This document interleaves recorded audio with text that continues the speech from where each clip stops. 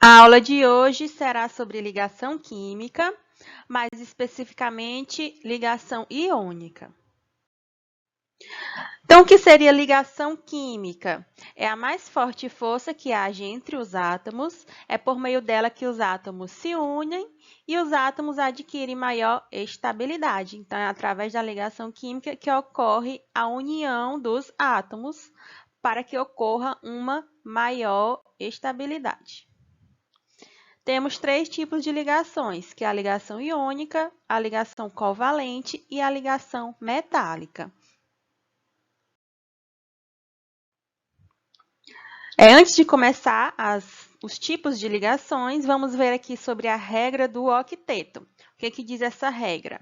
Que para o átomo adquirir estabilidade, precisa fazer ligações químicas até atingir a configuração eletrônica de um gás nobre.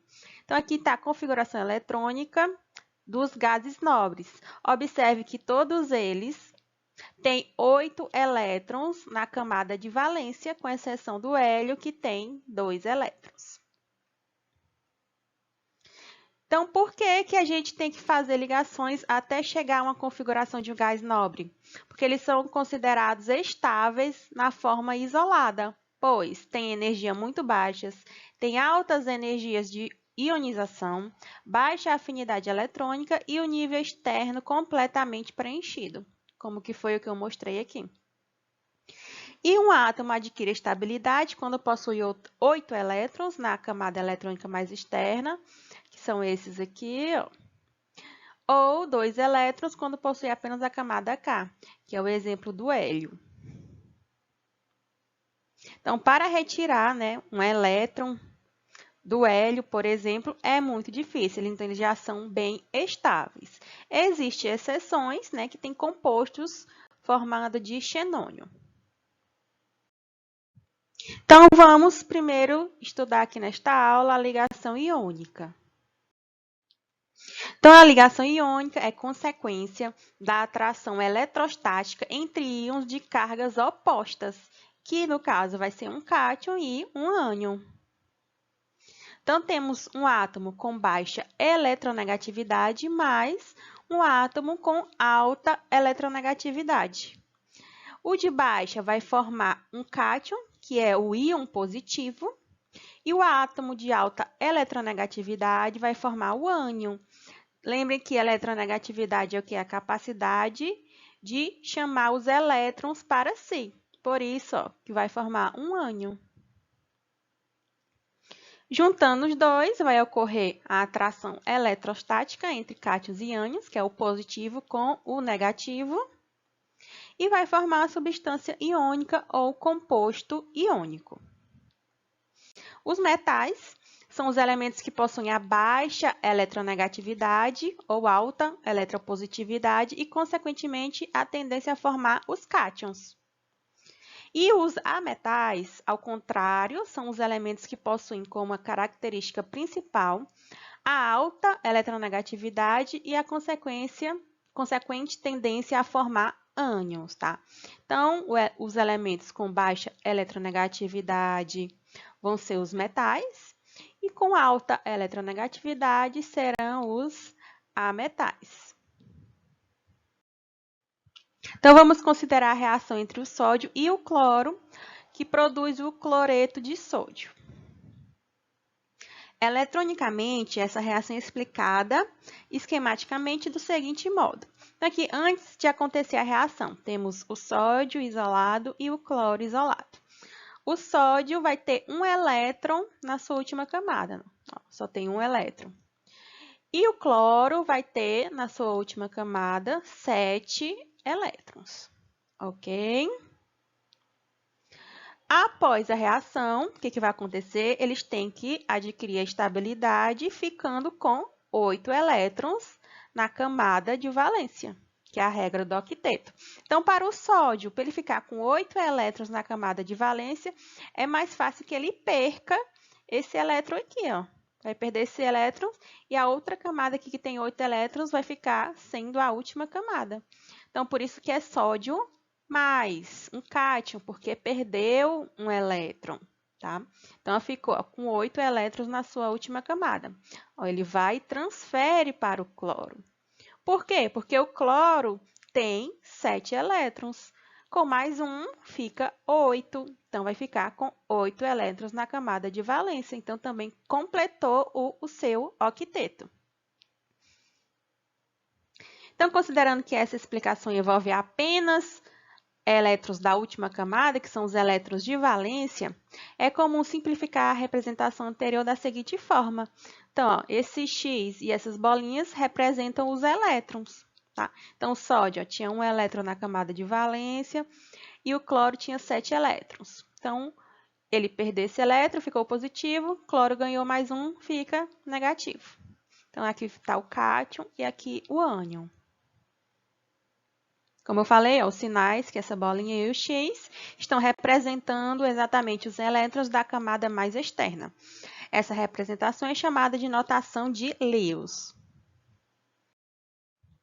Então, o átomo de sódio não é estável pela teoria do octeto, né? Que diz que tem que ter 8 elétrons na última camada, pois apresenta um elétron na camada de valência. Então, sua estabilidade eletrônica será atingida pela perda de um elétron, originando o íon sódio mais. Observe. Então, aqui é mostrando a mesma coisa que eu falei, só que é mostrando aqui a configuração eletrônica, a distribuição eletrônica, tá? Então, do sódio, ó, na última camada, fazendo a sua distribuição aqui, na última camada ele tem apenas um elétron. Então, para ele adquirir estabilidade e ficar com 8 elétrons na sua última camada, ele perde esse elétron aqui. Tá? Então, a última camada fica sendo essa aqui, ó, 2s2, 2p6, tá? Que é 8 elétrons. E ele fica com a carga positiva porque perdeu um elétron. Já o átomo de cloro também não é estável, de acordo com a teoria do octeto, pois apresenta 7 elétrons na camada de valência. Sua estabilidade eletrônica será atingida pelo ganho de um elétron, originando o íon Cl-. Observe. Então, fazendo aqui a distribuição eletrônica do cloro, observamos que a última camada aqui tem 7 elétrons, ó, 2 mais 5, 7. Então, para ele adquirir uma estabilidade, ele precisa ganhar um elétron. Como ganha um elétron, vai ficar com carga negativa. Então, fica aqui ó, com 8 elétrons na última camada. Então, adquiriu também a estabilidade. Então, a ligação iônica ele vai formar compostos iônicos, não é? Então, esses compostos são substâncias constituídas de um átomo de metal e ametal, como, por exemplo, o cloreto de sódio, que é o NaCl, que é esse sal que a gente usa em casa, esse sal comum.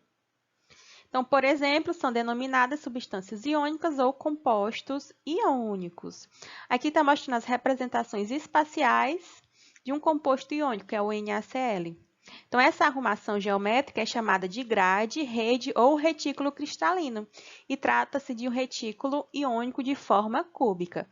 Então, o composto iônico ele não é formado somente por um átomo de sódio e de cloro, é formado por vários átomos de cada um, tá?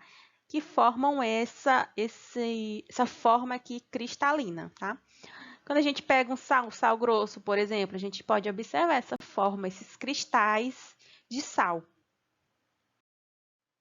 Vamos às propriedades dos compostos iônicos. Então, em estado de agregação, em geral, eles são sólidos quando tem a temperatura e pressão ambiente, porque a força de atração elétrica mantém os cátions e os ânions firmemente ligados. Então, os sais, como a gente já observou, né, o sal de cozinha, é no estado sólido. Os pontos de fusão e ebulição, em geral, são muito elevados, pois é preciso fornecer uma grande quantidade de energia para separar os íons e vencer a atração elétrica existente entre eles. Então, como é formado por um cátion, um ânion, né, tem uma forte atração, porque são íons de cargas opostas. Então, para separar, é mais difícil. Então, precisa de uma temperatura muito alta, como vocês estão vendo aqui, ó. Cloreto de magnésio, ó, a temperatura de fusão 801 graus Celsius. E a de ebulição, 1413 graus Celsius. Então, observem que é uma temperatura bem alta. A solubilidade. Então, há vários fatores que interferem na solubilidade dos compostos, além da polaridade, como a estrutura cristalina, Por isso, nem todos os compostos iônicos são solúveis em água, apesar de serem apolares. Então, nem todos os compostos iônicos podem ser dissolvidos na água.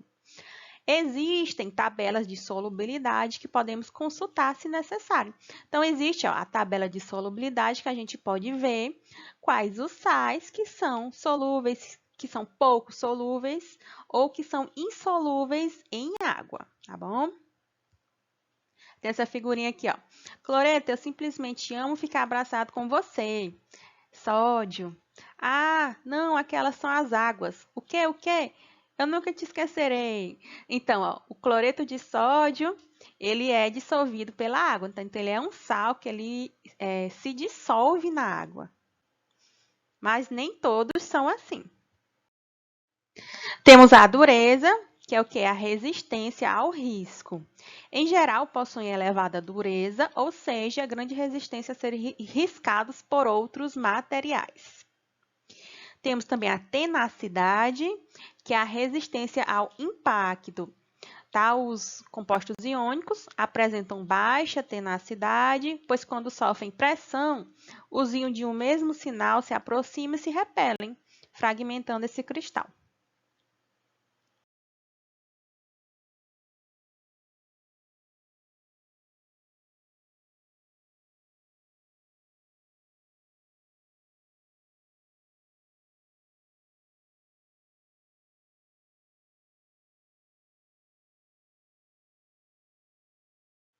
E temos a condutibilidade elétrica. Tá? Eles conduzem corrente elétrica na fase líquida ou em solução aquosa, quando os íons estão livres. Na fase sólida, não conduzem corrente elétrica.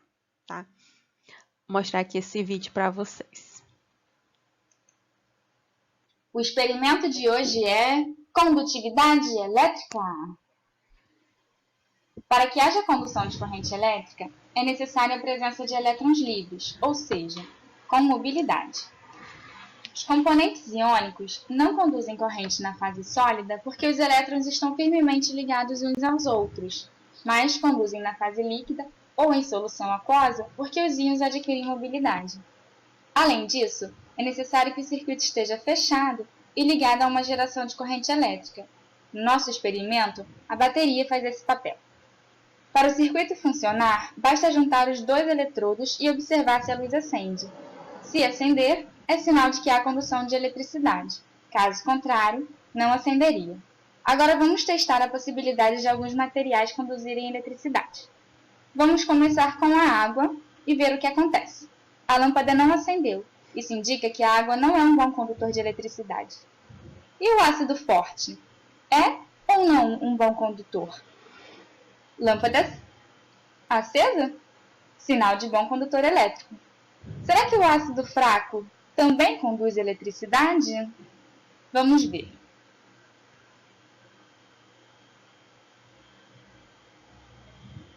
Pelo visto, não. E o sal que a gente usa diariamente na nossa cozinha? É um ótimo condutor de eletricidade. Por isso, quando está relampejando, é perigoso ficar na água do mar. O risco de levar um choque é muito grande. O limão, que também é do nosso dia a dia, é outro excelente condutor de eletricidade. As moedas, que são feitas de níquel, também têm a capacidade de conduzir eletricidade. Viu como é fácil identificar qual material conduz ou não eletricidade?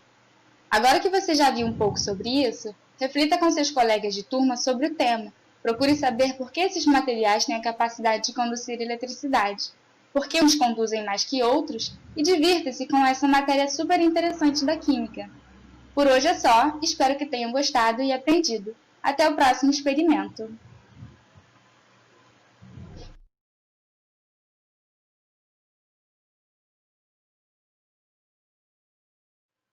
Então, aqui foram as referências que foram utilizadas. E até a próxima aula. Tchau!